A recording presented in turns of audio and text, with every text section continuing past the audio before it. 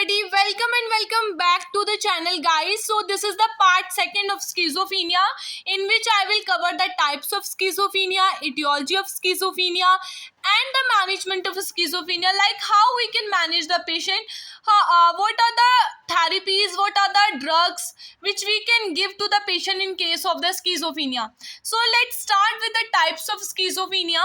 So in the types of schizophrenia, we will cover the seven. There are the seven different types of schizophrenia, in which the first type is the paranoid schizophrenia. So what is paranoid schizophrenia? So जैसे कि मैंने आपको बताया था, schizophrenia means the split of mind, जिसमें हमारा जो pattern होता है हमारे माइंड का वो ब्रेक हो जाता है. That is schizophrenia. That is जिसमें हमारा जो सोचने की तरीका होता है, समझने का तरीका होता है, हमारे इमोशनल डिस्टर्बेंस हो जाते हैं. That is schizophrenia. And paranoid का मतलब क्या है? यहाँ पे पैरानॉइड का मतलब होता है delusion. What is the meaning of delusion? So delusion का मतलब होता है फॉल्स बट फिक्स्ड आइडिया. मतलब जो भी पर्सन को डिल्यूजन होते हैं वो गलत होता है लेकिन अपनी बात पर अड़ा रहता है. उसे लगता है नहीं यही सही है, लेकिन वो चीज़ होती गलत है. So that is delusion. So paranoid का मतलब होता है डिल्यूजन. सो पैरानॉइड स्किज़ोफ्रेनिया का मतलब होता है जिसमें पेशेंट को डिल्यूजनल थॉट्स आते हैं, गलत, लेकिन वो अड़ा रहता है अपनी बात पर, उस तरीके के थॉट्स आते हैं. So paranoid schizophrenia is the most common type of schizophrenia at present. It is occur between the 25 to 30 years more in male. ये ज़्यादातर 25 से 30 साल में देखने के लिए मिलता है और ज़्यादातर मेल्स में देखने के लिए मिलता है. It is characterized by the following features. इसमें हमारे कुछ फॉलोइंग फीचर्स आते हैं, जैसे कि delusion of persecution, delusion of reference, delusion of grandiosity, delusion of jealousy, hallucination and other feature. Delusion of persecution का मतलब क्या होता है? डिल्यूजन ऑफ परसिक्यूशन का मतलब होता है जिसमें जो पेशेंट होता है उसे इस तरीके की फीलिंग आती है कि उसे कोई मारना चाह रहा है, कि जो भी उसके सामने वाला है उसे मारना चाहता है. That is delusion of persecution.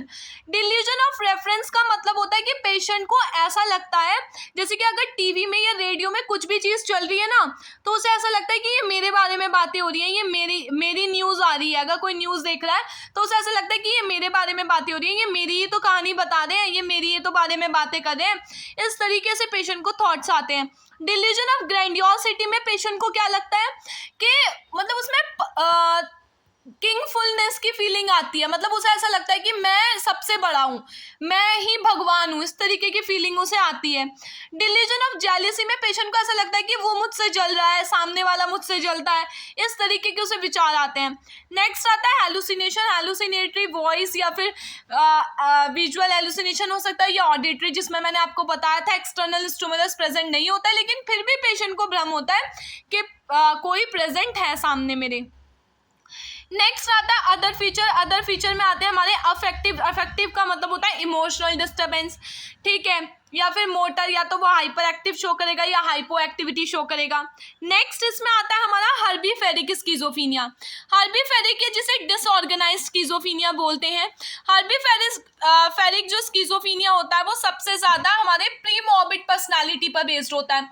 Premorbid personality वो पर्सनालिटी होती है जिसमें जो पेशेंट होता है ना, वो उसे बहुत ज़्यादा भ्रम होते हैं, वो अपने आप से बातें करता है, अकेले में हंसता है, ठीक है, अलग अलग तरीके के जेस्चर करता है, मतलब हाथों को ऊपर की तरफ सहलाना, इस तरीके से करता है. वो खुद से ही बातें करता रहता है, खुद की एक थॉट वाली दुनिया में रहता है, एक जो होता है ना भ्रमित दुनिया में, उसमें रहता है पेशेंट.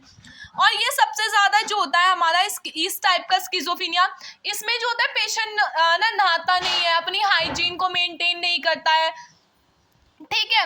और जो पेशेंट होता है उसे अलग अलग तरीके के विचार आते हैं, पावर्टी ऑफ आइडियाज आते हैं, ठीक है, उसे हेलुसिनेशन होते हैं, भ्रम होते हैं, उसे ऐसा लगता है कि टीवी में मेरी बातें चल रही हैं या ये लोग मुझसे जलते हैं. इस तरीके के विचार, जो इस तरीके के जो थॉट्स हैं वो पेशेंट के अंदर देखने के लिए मिलते हैं. और ये सबसे ज़्यादा हमारा 20 to 25 ईयर ऑफ एज में ज़्यादातर देखने के लिए मिलता है. नेक्स्ट इसमें आता है हमारा कैटाटोनिक स्किज़ोफ्रेनिया। सो कैटाटोनिक स्किज़ोफ्रेनिया का मतलब होता है जिसमें पेशेंट के मोटर डिस्टर्बेंस हो जाते हैं, मतलब मूवमेंट्स में डिस्टर्बेंस आ जाता है पेशेंट को। इस कंडीशन में क्या होता है कि पेशेंट जो होता है वो अपनी बॉडी को फ्रीली मूव नहीं कर पाता है। ये दो तरीके का होता है, एक तो कैटाटोनिक स्टूपर और एक कैटाटोनिक एक्साइटमेंट। कैटाटोनिक स्टूपर वो होता है जिसमें जो पेशेंट होता है वो फ्रीली अपने बॉडी को मूव नहीं कर पाता, फ्रीली अपने हाथ पैर हिला नहीं पाता। और कैटाटोनिक एक्साइटमेंट वो होता है जिसमें जो पेशेंट होता है वो बहुत ज़्यादा या तो हाइपर एक्टिव हो जाता है, मतलब बहुत ज़्यादा रेस्टलेसनेस हो जाएगा, उसे बहुत जल्दी गुस्सा आ जाता है, बहुत ज़्यादा एजिटेशन होती है, मतलब उसे मन करता है कुछ चीज़ें करने का, कोई एक्टिविटी परफॉर्म करने का। नेक्स्ट इसमें हमारा आता है रेजिडुअल स्किज़ोफ्रेनिया। रेजिडुअल स्किज़ोफ्रेनिया क्या होता है कि सिम्टम्स, रेजिडुअल स्किज़ोफ्रेनिया का मतलब होता है जिसमें जो पेशेंट होता है उसे बहुत ज़्यादा इमोशनल डिस्टर्बेंस होता है, मतलब उसे या तो मतलब अगर कहीं वो सीरियस वाली जगह गया है सो बहुत ज़ोर ज़ोर से हंसने लगेगा, बहुत ज़ोर ज़ोर से चिल्लाने लगता है, बहुत ज़ोर दूसरों की पिटाई कर देगा। इस तरीके की चीज़ें होती हैं रेजिडुअल स्किज़ोफ्रेनिया में। बिना मतलब की बातें करता है और कोई भी वर्ड, कोई भी सेंटेंस को जोड़ता चला जाता है, बिना मतलब सामने वाले को आवाज़ें लगाता है, ठीक है। सोसाइटी से बिल्कुल अलग हो जाता है वो हमारा। कभी एक टॉपिक के बारे में बात करेगा, फिर दूसरे टॉपिक को शुरू हो जाएगा, वो कंप्लीट करने से पहले फिर तीसरे टॉपिक के बारे में बातें करने लगेगा। इस तरीके की जो सिम्टम्स होते हैं वो रेजिडुअल स्किज़ोफ्रेनिया में देखने के लिए मिलते हैं। और ये रेजिडुअल स्किज़ोफ्रेनिया उनमें होता है जिन्हें पहले स्किज़ोफ्रेनिया हो चुका होता है, और जब दोबारा वो जो स्किज़ोफ्रेनिया का अटैक आता है तो वो रेजिडुअल हो जाता है। सो इसमें नेक्स्ट आता है हमारा सिंपल स्किज़ोफ्रेनिया। सिंपल स्किज़ोफ्रेनिया में क्या होता है जिसमें सिंपल साइकोटिक सिम्टम्स आएंगे, मतलब जो पेशेंट होगा ना उसके थिंकिंग में डिस्टर्बेंस हो सकता है, उसके मूड में डिस्टर्बेंस हो जाएगा, ठीक है, उसे हेलुसिनेशंस होंगे, उसे ऐसा लगेगा कोई खड़ा है या फिर कोई प्रेजेंट है जबकि कोई नहीं होगा, उसे डिल्यूजन्स होंगे, मतलब वो अपनी बातों पे अड़ा रहेगा, या फिर प्रोग्नोसिस इन इज पुअर, मतलब जो उसकी चीज़ें होंगी ना, मतलब पुनर्वस्था में आने का जो प्रोसेस होगा वो बहुत ही ज़्यादा स्लो होगा, बहुत पुअर होगा। नेक्स्ट आता है इसमें अनडिफरेंशियल स्किज़ोफ्रेनिया। अनडिफरेंशियल स्किज़ोफ्रेनिया वो होता है जिसमें दो या दो से ज़्यादा स्किज़ोफ्रेनिया के सिम्टम प्रेजेंट होते हैं, दो या दो से ज़्यादा टाइप ऑफ स्किज़ोफ्रेनिया प्रेजेंट होते हैं, और जो डॉक्टर्स होते हैं वो डायग्नोज नहीं कर पाते स्किज़ोफ्रेनिया को। नेक्स्ट इसमें हमारा आता है post schizophrenic depression. Post schizophrenic depression का मतलब होता है कि स्किज़ोफ्रेनिया होने के बाद पेशेंट को डिप्रेसिव सिम्टम्स आते हैं, जैसे कि इमोशनल डिस्टर्बेंस हो जाता है, बहुत ज़्यादा अपैथी हो जाती है, फीलिंग ऑफ आइसोलेट हो जाता है वो, ठीक है, अलग अलग निगेटिव सिम्टम्स उसे देखने के लिए मिलते हैं। नेक्स्ट इसमें हम बात करेंगे कि क्या क्या इटियोलॉजिकल फैक्टर जो होते हैं वो हमें स्किज़ोफ्रेनिया में देखने के लिए मिलते हैं, किन किन वजह से स्किज़ोफ्रेनिया जो है वो देखने के लिए मिलता है। सबसे पहले इटियोलॉजिकल कॉजेज में आता है हमारा कि इसकी कोई एग्जैक्ट कॉज हमें नहीं पता कि क्यों स्किज़ोफ्रेनिया होता है, लेकिन बहुत सारे रिसर्चर ने अलग अलग चीज़ें बताई हैं कि स्किज़ोफ्रेनिया इस वजह से हो सकता है, स्किज़ोफ्रेनिया बायोलॉजिकल फैक्टर की वजह से हो सकता है, जेनेटिक फैक्टर की वजह से हो सकता है, कोई थ्योरीज बताई गई हैं, वो सारी चीज़ें हम इसमें कवर करेंगे, ठीक है। सबसे पहले इसमें आता है हमारा बायोलॉजिकल थ्योरी। बायोलॉजिकल थ्योरी में क्या कह रहा है कि स्किज़ोफ्रेनिया जो होता है वो बायोकेमिकल के डिस्टर्बेंस की वजह से, या न्यूरोस्ट्रक्चर डिस्टर्बेंस, या फिर जेनेटिक डिस्टर्बेंस अगर हमारा है, प्रीनेटल रिस्क फैक्टर्स हैं, या अदर थ्योरीज बताई गई हैं, ये सारी के सारी जो चीज़ें हैं, ये सारे के सारे फैक्टर्स हमारे बायोलॉजिकल थ्योरी में आते हैं, जिन्हें हम एक एक करके अब नेक्स्ट आगे पढ़ेंगे। सबसे पहले आता है हमारा, जैसे कि मैंने आपको बताया था, बायोकेमिकल डिस्टर्बेंस। बायोकेमिकल का मतलब होता है जो भी न्यूरोट्रांसमीटर्स हमारे अंदर प्रेजेंट होते हैं, जैसे कि डोपामिन, ठीक है, GABA, epinephrine, non epinephrine, prostaglandin, serotonin, ये सारे के सारे हार्मोन्स होते हैं, सारे के सारे न्यूरोट्रांसमीटर होते हैं जो अलग अलग फंक्शन के लिए रिस्पॉन्सिबल होते हैं। जैसे कि आपने सुना भी होगा कि डोपामिन एक हैप्पी हार्मोन होता है जो खुशी के लिए रिस्पॉन्सिबल। जब डोपामिन ज़्यादा सिक्रीट होता है तो हम खुश रहते हैं। कभी कभी होता है ना कि बिना वजह की बहुत हैप्पी फीलिंग आती है, बहुत अच्छा मूड रहता है सुबह से ही हमारा, तो वो डोपामिन की वजह से होता है, ठीक है। नेक्स्ट इसमें हम सबसे पहले बात करते हैं डोपामिन हाइपोथेसिस। डोपामिन हाइपोथेसिस कह रहा है कि this theory suggest that increase in the level of the dopamine in nervous system में लीड टू स्किज़ोफ्रेनिया। अगर डोपामिन का लेवल ज़्यादा हो जाता है तो स्किज़ोफ्रेनिया हो जाता है। क्यों? क्योंकि डोपामिन ज़्यादा सिक्रीट हो रहा है तो इंसान अपने आप बड़बड़ाने लगेगा, क्योंकि खुश रहेगा, उछल कूद करने लगेगा, इधर उधर फिरता रहेगा, ठीक है, गाने गाता हुआ, गाने गुनगुनाएगा, ठीक है, हाइपर एक्टिव हो जाएगा वो बहुत ज़्यादा, थप्पड़ मार देगा किसी को भी जाके। तो डोपामिन हाइपोथेसिस ये कह रही है। नेक्स्ट आता है अदर न्यूरोट्रांसमीटर्स, जैसे कि अगर हमारे गाबा, इपिनेफ्रिन, नॉन इपिनेफ्रिन, ये सारी चीज़ें भी मैं आपको आगे पढ़ाऊंगी कि गाबा का फंक्शन क्या होता है, इपिनेफ्रिन, वरना वीडियो बहुत लंबा हो जाएगा अगर मैंने अभी आपको बताया तो। इसमें GABA, epinephrine, non epinephrine, acetyl choline, serotonin, prostaglandin, endorphin, ये सारे अगर इन सारे न्यूरोट्रांसमीटर में डिस्टर्बेंस हो जाता है सो भी तब भी हमारा क्या देखने के लिए मिलता है, स्किज़ोफ्रेनिया पेशेंट के अंदर देखने के लिए मिलता है। नेक्स्ट आता है न्यूरोस्ट्रक्चर थ्योरी। न्यूरोस्ट्रक्चर थ्योरी ये कह रही है कि बहुत सारे अगर हमारे ब्रेन के स्ट्रक्चर में डिस्टर्बेंस है तब भी क्या हो सकता है, स्किज़ोफ्रेनिया हो सकता है। जैसे कि सीटी स्कैन या एमआरआई की हेल्प से हम डायग्नोस कर पाते हैं पेशेंट का ब्रेन स्ट्रक्चर किस तरीके का है, कि when the pre frontal cortex और limbic cortex, pre frontal cortex या लिम्बिक कॉर्टेक्स कौन सा होता है, जब हमारा फ्रंटल, आपको पता है ना फोर ब्रेन के बारे में, फ्रंटल एरिया जो हमारे माथा होता है, जिसे माथा बोलते हैं हिंदी में, वो वाला जो हिस्सा है, या फिर लिम्बिक कॉर्टेक्स मतलब लिम्बिक सिस्टम होता है जब जो हमारे ब्रेन के लिए रिस्पॉन्सिबल होता है, जो हाइपोथैलेमस के पास प्रेजेंट होता है, आपने एनाटॉमी में पढ़ा होगा फर्स्ट ईयर में। सो जब ये दोनों प्रॉपर डेवलप नहीं हो पाते तब भी स्किज़ोफ्रेनिया देखने के लिए मिलता है। या फिर नेक्स्ट आ जाता है इसमें हमारा atrophy of the frontal lobe. अगर हमारा जो फ्रंटल लोब है मतलब माथे वाला हिस्सा है वो बहुत ज़्यादा सेल्स में इंक्रीज हो गया, या सेरिबेलम या लिम्बिक सिस्टम की एट्रोफी, एट्रोफी का मतलब होता है जिसमें सेल्स बढ़ जाती हैं। नेक्स्ट आता है ये डिक्रीज ब्रेन वॉल्यूम, अगर ब्रेन सुकुड़ जाता है हमारा तो increase the groove of sulci and Gayri on the surface of brain. This is the most important point. अगर हमारे ग्रूव का मतलब सल्काई एंड गायरी, ग्रूव का मतलब होता है गहराई, सल्काई एंड गायरी का मतलब होता है हमारा आपने देखा होगा ना ब्रेन को, कभी फोटोज में देखते हैं हम, बुक्स में देखते हैं वो सांप जैसा बना हुआ होता है, तो वो जो सांप वाला स्ट्रक्चर होता है ना उसे सल्काई एंड गायरी बोलते हैं। सो अगर ये इंक्रीज हो जाते हैं, इनकी ग्रूव, इनकी डेप्थ इंक्रीज हो जाती है तो भी स्किज़ोफ्रेनिया देखने के लिए मिलता है। Large lateral and third ventricle, अगर हमारा थर्ड वेंट्रिकल और लेटरल वेंट्रिकल ज़्यादा बढ़ जाता है तो स्किज़ोफ्रेनिया देखने के लिए मिलता है। नेक्स्ट आता है इसमें जेनेटिक थ्योरी। जेनेटिक थ्योरी ये कह रही है कि decrease is the disease is more common among the people born in consanguineous marriages. उन लोगों में ज़्यादा होता है जो कंसंजीनियस मैरिजेस से बोर्न हुए। कंसंजीनियस मैरिजेस क्या होती हैं? कंसंजीनियस मैरिजेस वो होती हैं जो अपने ही भाई बहनों से शादी कर लेते हैं, कजन्स से में मैरिज हो जाती है, फिर उनके जो बच्चे होते हैं, दैट इज कंसंजीनियस मैरिजेस। फिर आता है हमारा there are the clear evidence that show the incidence rate of development of schizophrenia is more among the relative of schizophrenia patient than the general patient. मतलब जिनकी हिस्ट्री होती है स्किज़ोफ्रेनिया की then उनमें सबसे ज़्यादा देखने के लिए मिलता है। मतलब जिनके परिवार में किसी को स्किज़ोफ्रेनिया तो उनकी पीढ़ी में आगे स्किज़ोफ्रेनिया होने के चांसेस बहुत ज़्यादा होते हैं। नेक्स्ट इसमें आता है आइडेंटिकल ट्विंस। अगर एक ही मोनोजाइगोटिक ट्विंस है, मतलब कि एक ही जाइगोट से दो बच्चे पैदा हो रहे हैं, या डाइजाइगोटिक ट्विंस मतलब दो अलग अलग जाइगोट से, या ब्रदर और सिस्टर में, ठीक है, तो चांसेस जैसे कि आइडेंटिकल ट्विंस के मोनोजाइगोटिक में 50% चांसेस होते हैं, ठीक है, इस तरीके से दे रखा है ये हमारा। नेक्स्ट इसमें हम बताते हैं पेरीनेटल रिस्क फैक्टर्स। सो पेरीनेटल रिस्क फैक्टर्स क्या क्या होते हैं? पेरीनेटल रिस्क फैक्टर का मतलब होता है complication in pregnancy specially in delivery.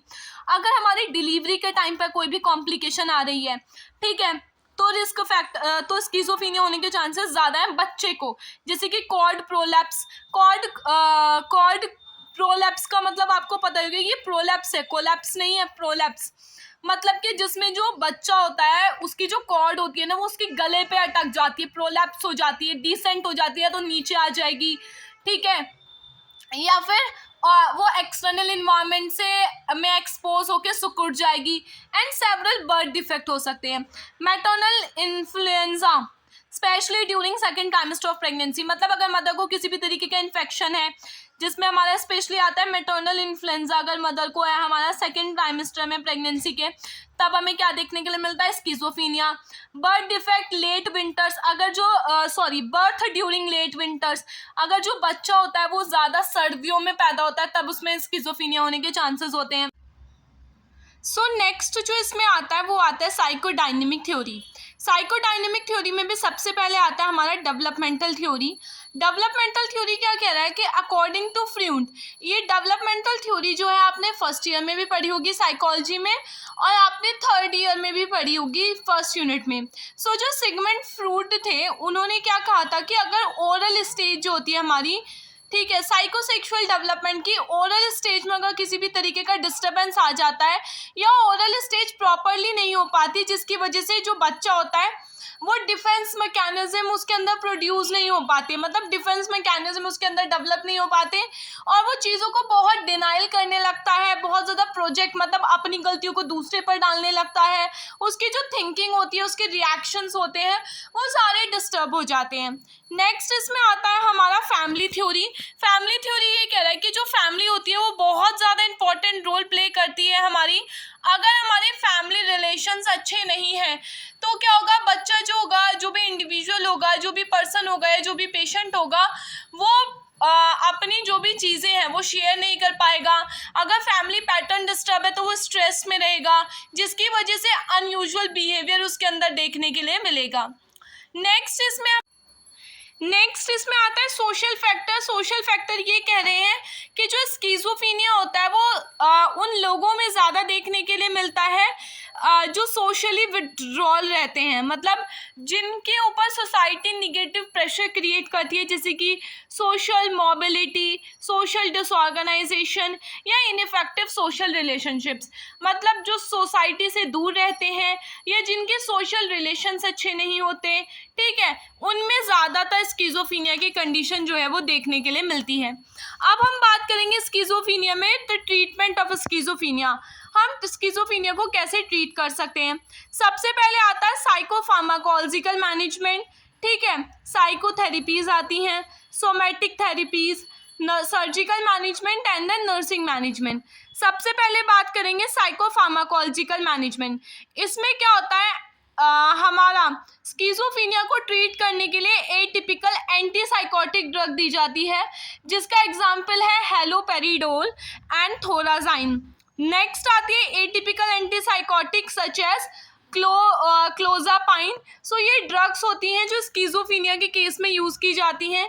इनके अलावा जो अदर ड्रग्स होती है वो होती है हमारी एंटी डिप्रेसेंट, जैसे कि इमिप्रामाइन, ठीक है, सार्टालाइन, मूड स्टेबलाइजर जैसे कि benzodiazepine can be use to treat the symptoms of schizophrenia.